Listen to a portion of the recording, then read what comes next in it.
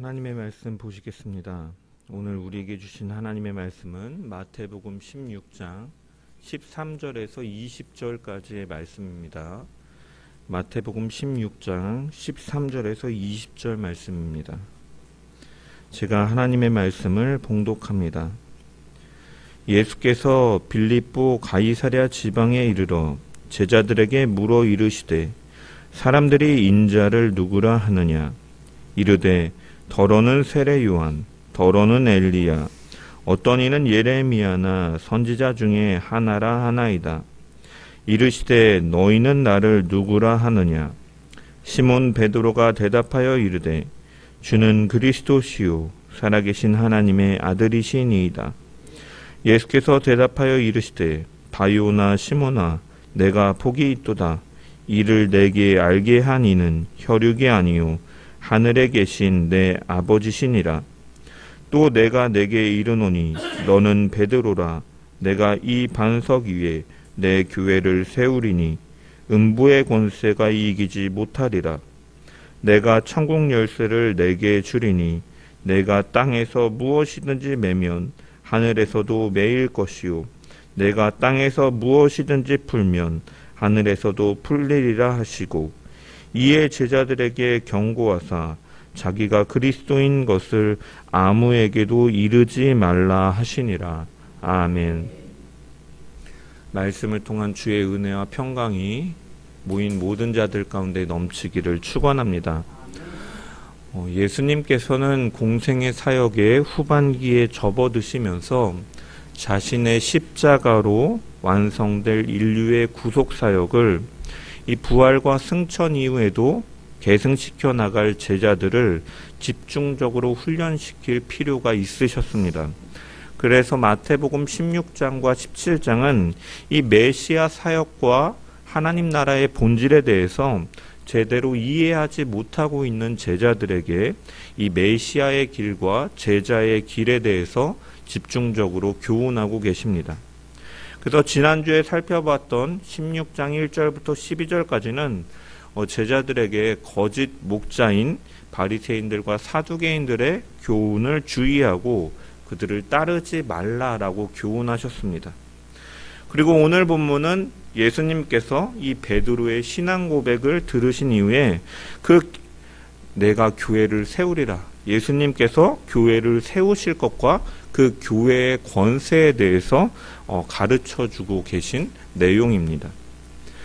13절의 말씀을 보면 예수께서 빌립보 가이사랴 지방에 이르러 제자들에게 물어 이르시되라고 기록되어 있습니다. 예수님께서 가이사랴 빌립보라는 이 지방에서 이제 제자들과 말씀을 하는 것이죠. 이것에 대해서 마가복음은 이 가이사랴 빌립보 여러 마을을 다니실 때 그 길 중에서 예수님과 제자들이 대화를 나눴다라고 이렇게 기록되어 있습니다. 이 가이사랴 빌립보 지역, 이 지방은 팔레스타인의 어떻게 보면 최북단에 위치한 지방이라고 할 수가 있습니다.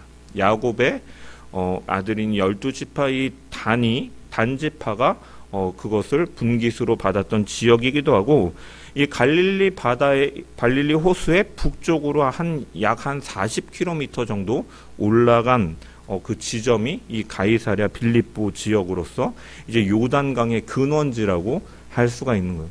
그래서 오늘날로 우리나라에 좀 비유하자면 약간 고성에서 조금 가까운 정도이지 않을까, 강원도 고성 이렇게 생각을 해봅니다. 그래서 이 가이사랴 빌립보 지역은 이 구약 성경에 보면 이 여호수아서, 이 가나안 땅을 정복하는 그 내용이 담겨 있는 역사서인 여호수아서를 보면은 이 지역이 이제 바알갓이라는 이름으로 불렸다라고 기록되어 있습니다.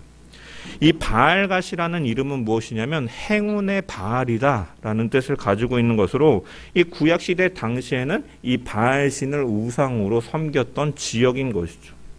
그리고 열왕기상에 따르면은 이 지역은 이 두 신상을 만들어서 섬겼던 지역이기도 합니다. 또한 이 성은 신약 시대에 어떤 의미를 갖고 있느냐? 이제 그 로마의 황자인 아우구스티누스가 이제 헤롯 대왕에게 하사한 도시 중에 하나입니다. 그래서 이 헤롯 대왕이 이곳에 대리석으로 글을 기리면서 신전을 만들기도 하였고, 이 그리스 사람들의 헬라 문화의 어떻게 보면 중심지 중에 한 축으로서 제우스의 아들인 이 판이라는 신을 섬기던 도시이기도 하였습니다.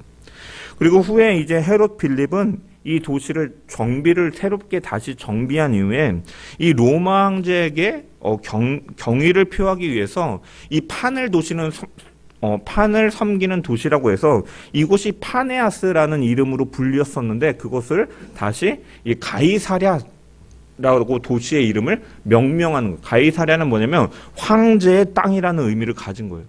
근데 가이사랴가 이미 지중해 연안 쪽에 하나 있거든요. 이스라엘 서쪽에.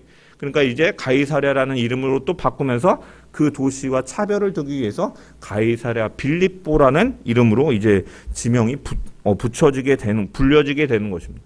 그래서 이것을 통해서 알 수 있는 것은 무엇이냐? 구약 시대에 또한 신약 시대에 우상 숭배와 관련된 지역이고, 또한 로마 지배 가운데 황제를 신성시하면서 그 황제를 숭배하던 그러한 문화와도 굉장히 밀접한 연관이 있는 지역이라고 할 수가 있는 것이죠. 그래서 이 가이사랴 빌립보는 아까 말씀드렸다시피 이스라엘의 어떻게 보면 북쪽의 경계와 거의 근접한 지역, 그래서 예루살렘에서 보면 굉장히 멀리 떨어진 지역이라고 할 수 있죠. 예수님께서는 데가볼리 인근 갈릴리 호수 산에서 4,000명을 먹이신 이후에 그 배를 타시고 건너편 북쪽으로 벳세다로 다시 가신 이후에 이 벳세다부터 이 한참 올라가셔서 가이사랴 빌립보 지역에 가신 것이죠. 그리고 그곳에서 예수님께서는 제자들에게 자신에 대해서 묻고 계신 것입니다. 왜 예수님께서는 굳이 이스라엘의 경계 끝까지 가셔서 제자들에게 자신에 대해 묻고 계시는가? 그리고 그곳에서 왜 하나님의 아들 되심을 계시하고 계신 이유는 무엇인가? 이 지역을 밝히고 있는 의미가 있다라는 것이죠. 그것은 우상 숭배와 황제 숭배와 연관된 그곳에서 제자들에게 바른 신앙을 요구하심으로 예수 그리스도가 참된 메시아심을 선포하고자 하셨던 의미가 담겨 있다라는 것입니다. 이곳은 예루살렘에서 아주 멀리 떨어진 이스라엘의 변방 끝자락으로서 유대인들의 종교적 중심지에서 멀어져 있는 곳이기도 하죠. 이 아브라함의 이러한 육체적인 혈통의 후손임을 자랑하고 실제적으로는 하나님의 말씀을 따른다 하였지만 그들의 마음에는 하나님으로부터 멀어져 있고, 하나님의 계명을 지키는 것 같지만 지키지 않는 곳에서 멀어지셔서 하나님은 어떻게 보면 새 이스라엘, 이 베드로의 신앙 고백, 예수님을 향한 신앙 고백 위에 새 이스라엘을 세우겠다라는 말씀하심을 통해서 예수 그리스도의 구원하심이 어디에 있는가? 바로 그를 믿음으로 고백하는 자들, 가장 관련이 없어 보이지만 가장 그 믿음을 고백하는 자들이 가장 예수님과 관련된 자들이고, 그 자들이 바로 이스라엘을 넘어 열방을 구원하시는 예수 그리스도의 그 백성으로서 새 이스라엘을 의미한다라는 것이죠. 관계없어 보이는 우리와 같은 자들이 예수를 주로 고백하고 그런 우리를 하나님께서는 주의 백성으로 삼아주시겠다라는 그러한 의미가 바로 담겨 있는 것입니다.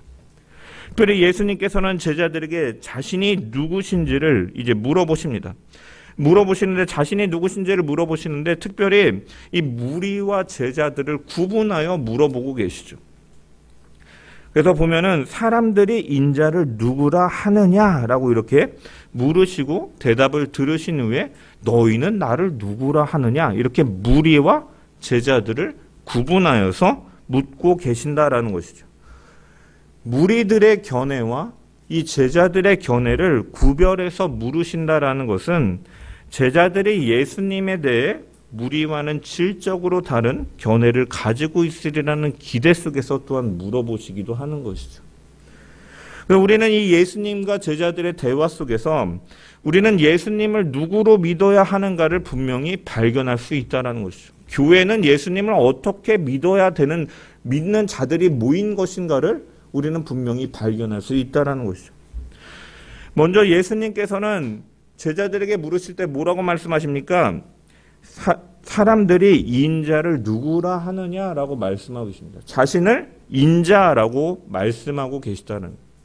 여러분이 인자라는 말은 어떠한 의미입니까? 사람 인자의 아들 자자라는 한자어죠. 그래서 사람의 아들이라는 의미를 가지고 있습니다. 그런데 예수님께서 자신을 인자라고 표현한 것은 단순히 사람의 아들이라는 의미를 갖고 있는 것은 아닙니다. 구약 성경에 보면은 이 인자라는 말이 다니엘서 7장에 처음 등장합니다. 먼저 다니엘서 7장 9절에서 10절의 말씀을 보면 세상 끝에 하나님께서 그 심판의 보좌에서 세상을 심판하실 것을 예언하고 있습니다. 그래서 다니엘서 7장 9절에서 10절 말씀을 보면은 이렇게 기록되어 있어요. 내가 보니 왕자가 놓이고 옛적부터 항상 계신 이가 좌정하셨는데 그의 옷은 희기가 눈 같고 그의 머리털은 깨끗한 양의 털 같고 그의 보좌는 불꽃이요 그의 바퀴는 타오르는 불이며 불이 강처럼 흘러 그의 앞에서 나오며 그를 섬기는 자는 천천히요 그 앞에서 모셔 선 자는 만만이며 심판을 베푸는데 책들이 펴 놓였더라 라고 기록되어 있어요. 이처럼 하나님께서 심판의 보좌에서 세상을 심판하실 것이라고 예언되어 있죠. 그리고 나서 인자에 대한 예언이 등장하는데 13절부터 다니엘서 7장 13절부터 14절의 말씀을 보면은 내가 또 밤 환상 중에 보니 인자 같은 이가 하늘 구름을 타고 와서 옛적부터 항상 계신 이에게 나아가 그 앞으로 인도됨에 그에게 권세와 영광과 나라를 주고 모든 백성과 나라들과 다른 언어를 말하는 모든 자들이 그를 섬기게 하였으니 그의 권세는 소멸되지 아니하는 영원한 권세요 그의 나라는 멸망하지 아니할 것이니라.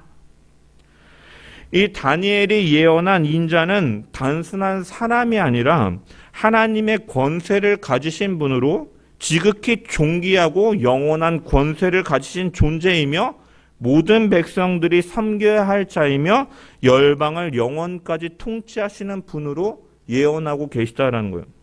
즉 예수님께서 자신을 인자라고 표현하는 것은 자신이 다니엘서의 예언을 성취하시는 분임을 암시하고 계신 것이죠. 그래서 예수님께서는 자신을 다니엘서의 인자라는 분임을 이 본문을 통해서 제자들에게 알리시고 계시고 암시하고 계시고 또한 이후에 대제사장들과 이 공회원들 앞에서도 당당하게 밝히시기도 하십니다.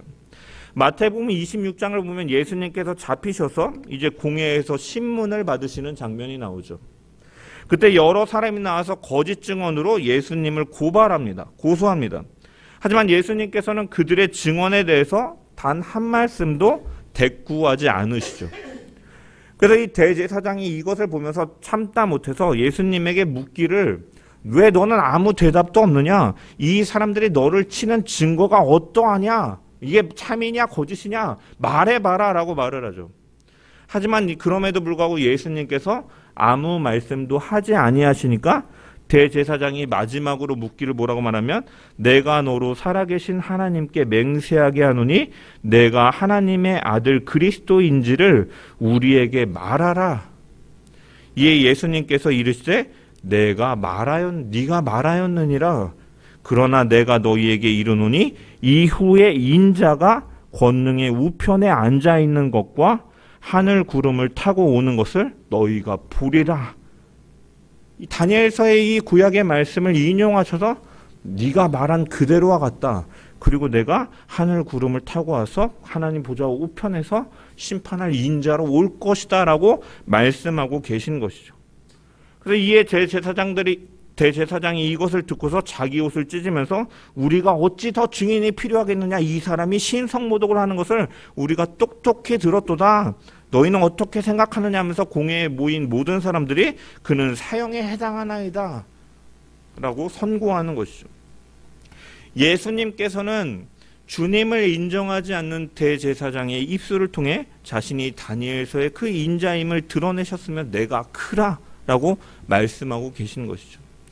이처럼 예수님께서는 심판주의 권세를 지니신 분이요 또한 지극히 존귀하고 높으신 분으로서 영광을 받으실 분이다라는 것이죠.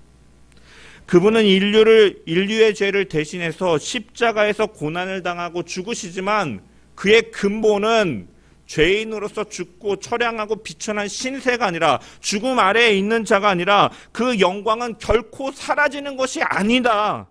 부활하셔서 하나님 보좌 우편에 앉으시는 영광스러운 분, 통치하시는 분, 열방을 영원토록 다스리시는 분이라는 그런 확실한 그런 자신의 존재를 우리에게 제자들에게 교훈하여 주고 계신 것이죠.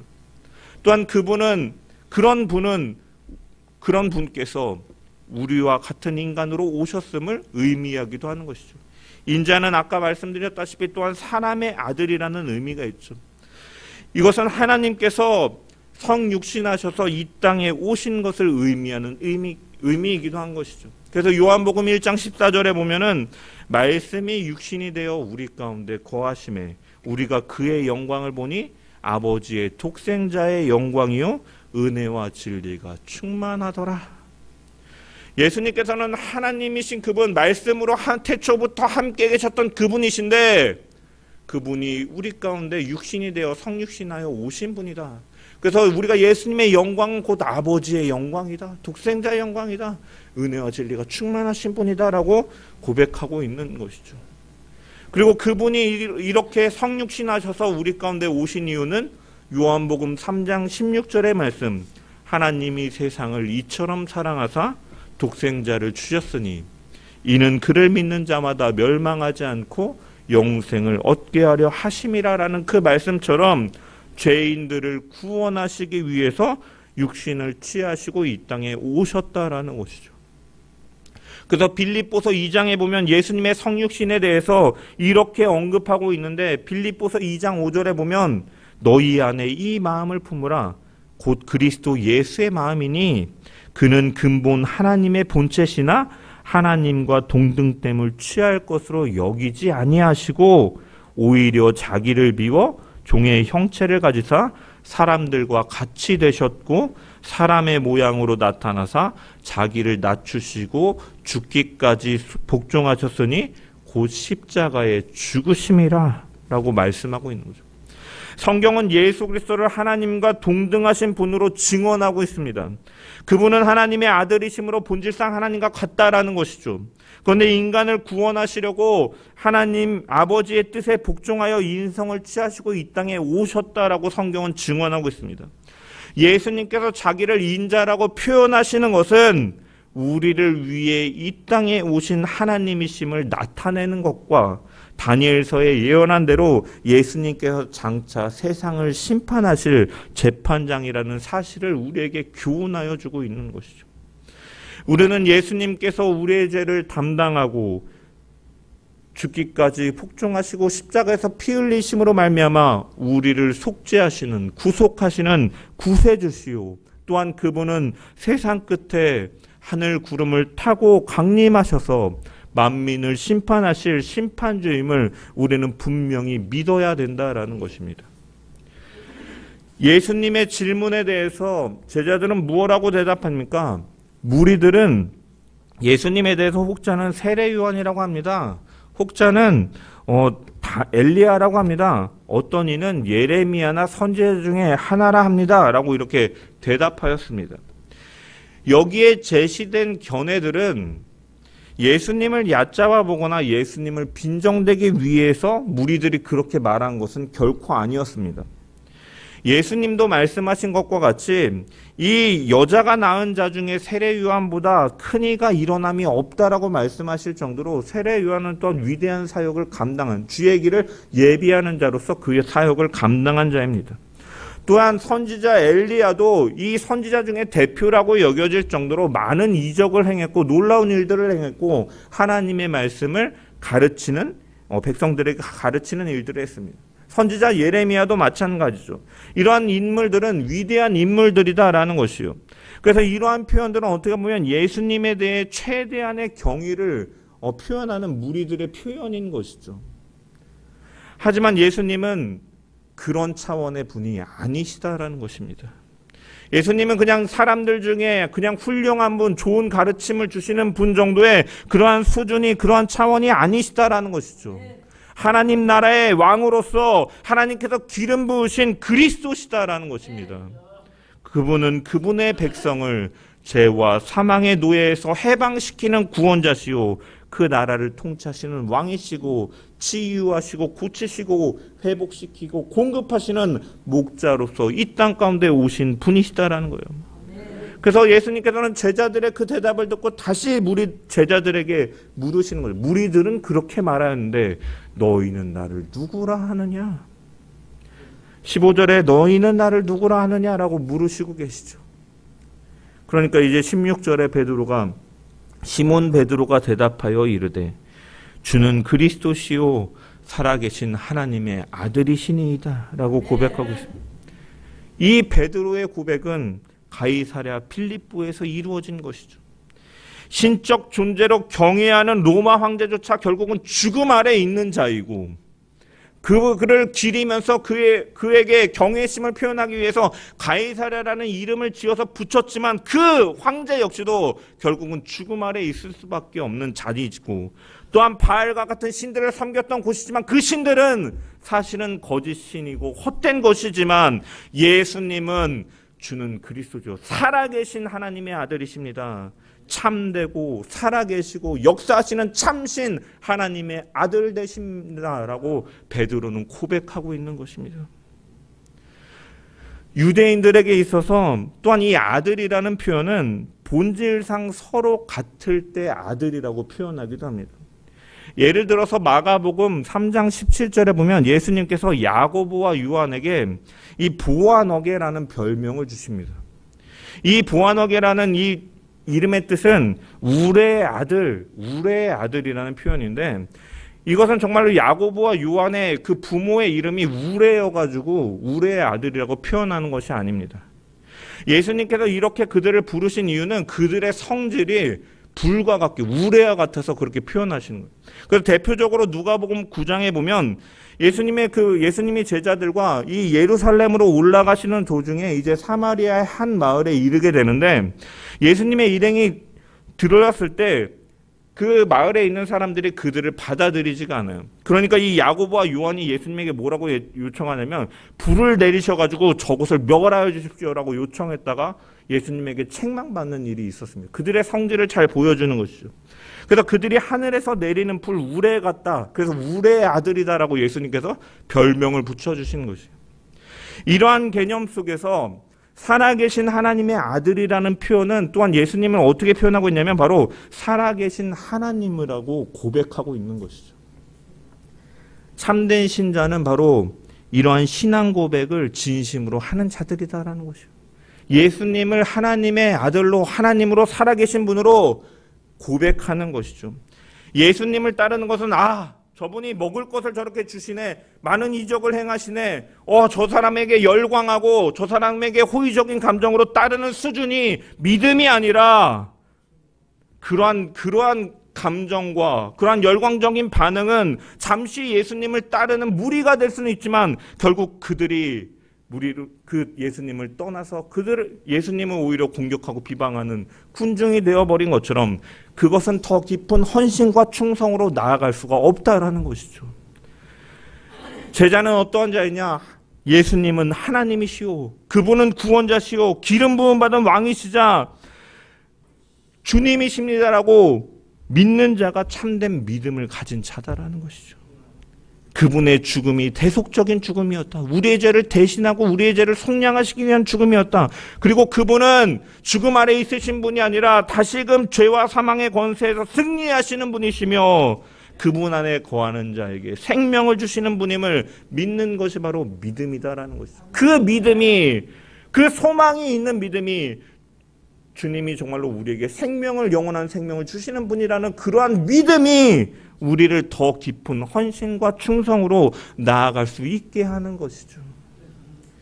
예수님께서는 베드로의 신앙 고백을 들으신 후에 뭐라고 말씀하십니까? 이 반석 위에 교회를 세우시겠다라고 말씀하십니다. 18절 19절의 말씀을 보면 또 내가 내게 이르노니 너는 베드로라. 내가 이 반석 위에 내 교회를 세우리니 음부의 권세가 이기지 못하리라. 내가 천국 열쇠를 내게 주리니 내가 땅에서 무엇이든 매면 하늘에서도 매일 것이요 내가 땅에서 무엇이든지 풀면 하늘에서도 풀리리라. 이 말씀을 가지고 이제 로마 가톨릭에서는 이 베드로가 예수님으로부터 교회를 세우고 천국의 열쇠를 대행받은 자로서의 권한이 있다라고 주장을 하는 것이죠. 그 교황 로마의 교회의 황제 그 황제가 베드로고 그 이후부터 계속 이어져 왔다라고 주장합니다. 하지만 이것은 성경을 잘못 해석하는 것입니다.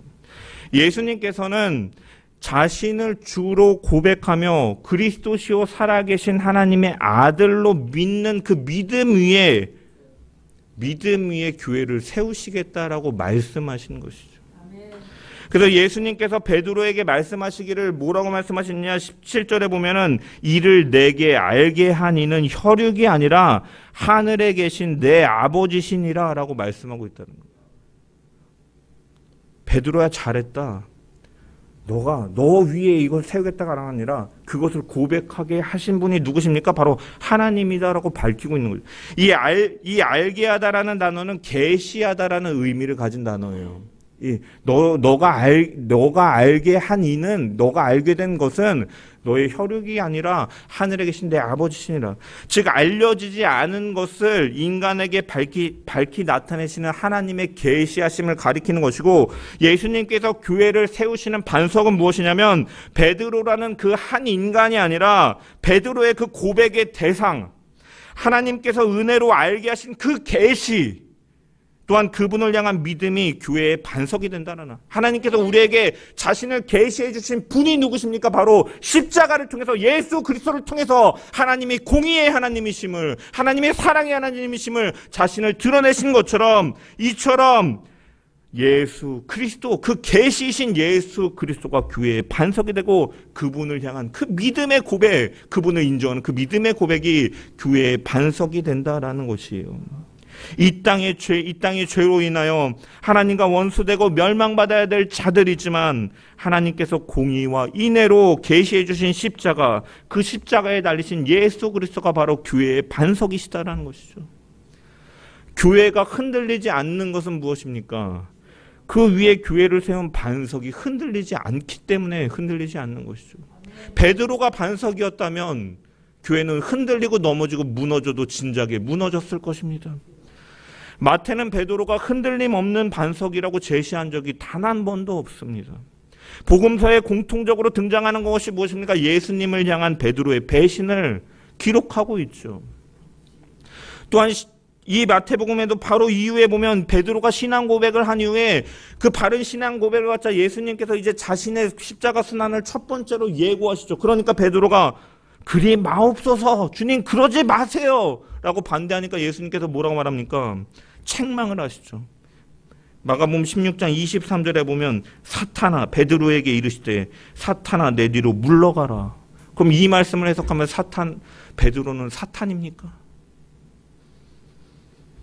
너가 하나님의 일을 생각하지 않고 도리어 사람의 일을 생각하는도다.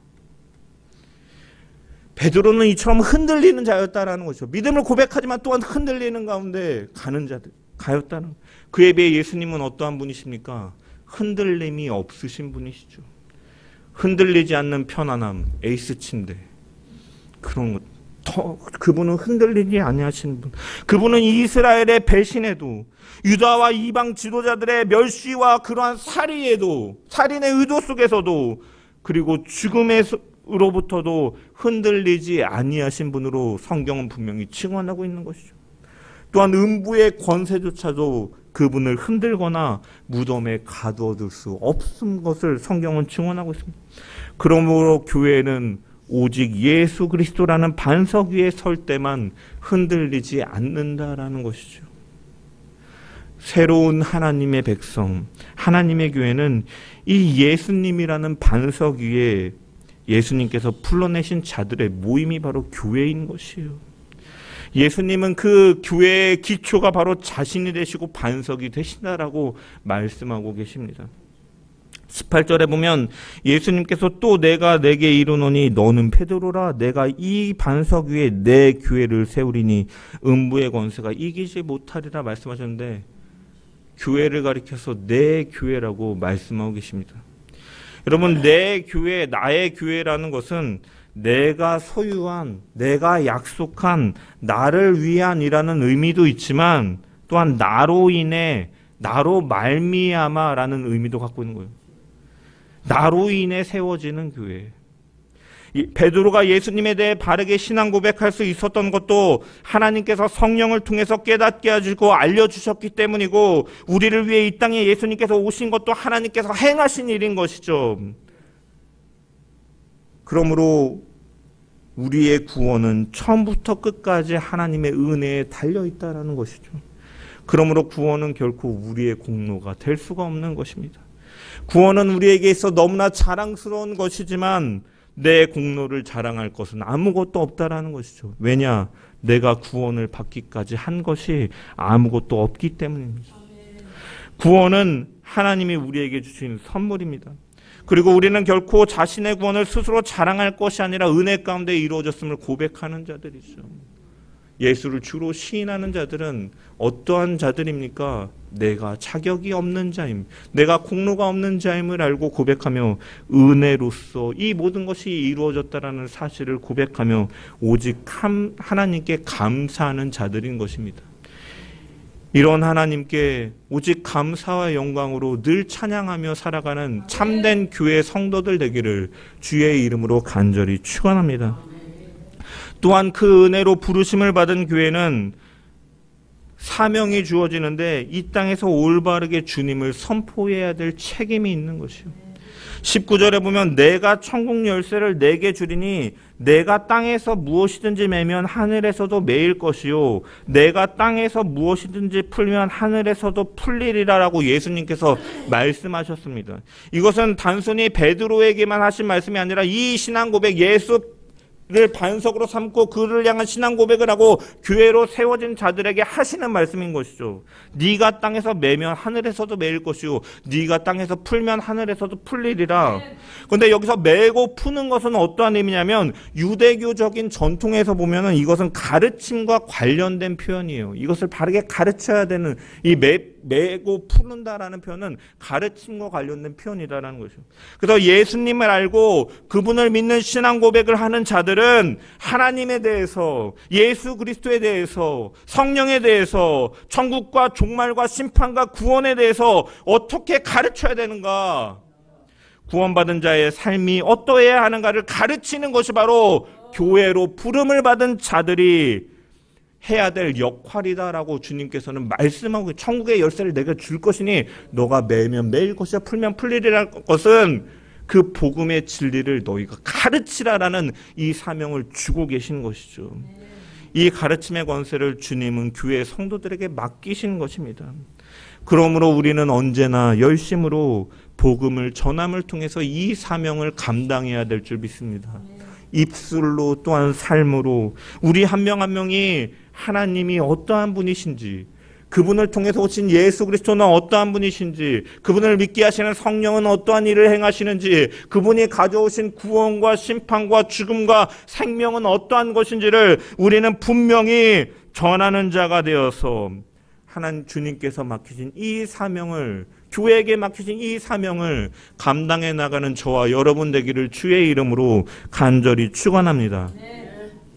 예수님께서는 제자들에게 자신을 이렇게 계시하시고 사명을 말씀하신 이후에 마지막에 보면 20절에 보면은 이에 제자들에게 경고하사 자기가 그리스도인 것을 아무에게도 이르지 말라 하시니라라고 말씀하셨습니다. 이 말씀을 보면 의외인 것 같아요. 우리가 생각하기에 사명을 줘서 가르치라고 말씀하셨잖아요. 그러면 이에 제자들에게 재촉하사 자기가 그리스도인 것을 모든 사람에게 널리 전하라, 이렇게 말씀이 나와야 연결되는 것 같은데 그리스도인 것을 아무에게도 이르지 말라라고 말씀하셨다는 거예요. 근데 예수님께서 제자들에게 경고하시는 건데 그 경고의 이유는 무엇이냐? 지금 예수님과 그 제자들은 어떠한 과정 가운데 있습니까? 이제 사람들을 어떻게 보면 피해서 빌립보 가이사랴 지방에까지 오게 헤롯의 위협, 그리고 사람들이 예수님에 대해서 어떻게 대하고 있습니까? 앞전에 나온 오병이어 사건, 칠병이어 사건을 통해서 이분은 우리의 경제적인 문제를 해결해 주실 수 있는 분, 우리에게 먹을 것을 주실 수 있는 분. 그래서 요한복음에 보면 무리들이 그를 잡아다가 왕으로 세우려고 하는, 자신들의 배고픔을 해결해 주시고 로마의 억압에서 벗어나게 해주실 분으로 바라고 기대하고 있는 것이죠. 그런 상황에서 지금 제자들이 나아가서 예수님은 그리스도십니다, 예수님 구약에 예언한 메시아십니다, 여러분 그를 따르십시오라고 하면은 이 사람들은 어떻게 합니까? 우르르 몰려와서 예수님을 억지로 붙들어서 자신들의 임금으로 삼으려고 하는 것이죠. 하지만 예수님은 그러한 목적으로 오신 분이 아니시잖아요. 그래서 지금은 그렇게 말하지 말라라는 것이에요. 참된 목적을 알려주라라는, 예수님을 전하지 말라라는 의미가 아니라 예수님께서 오신 목적을 바르게 전하게 하시기 위해서 지금은 그리스도인 것을 아무에게도 알리지 말라라고 그렇게 기대하고 있기 때문에 그것 그렇게 알리지 말라라고 말씀하고 계신 것이요. 예수님께서 이 땅에 오신 목적은 우리를 구원하기 위하여 이 땅에 오셨다라는 것이요. 예수님은 우리를 위하여 십자가에 달려 죽으시기 위하여 오셨다라는 것이고, 예수님은 오늘 본문의 말씀을 통해서 다시 한번 이 사실을 제자들에게, 자신이 가는 그 메시아의 길을 다시 한번 제자들에게, 하나님 나라에 대해서 다시 한번 그들에게 교훈하여 주고 계신 것입니다. 교회의 본질이 바로 여기에 있는 줄 믿습니다. 예수 그리스도가 살아계신 하나님이시오, 그분의 아들이시오, 그가 오심은 잃어버린 자를 구원하러 오신 것이다.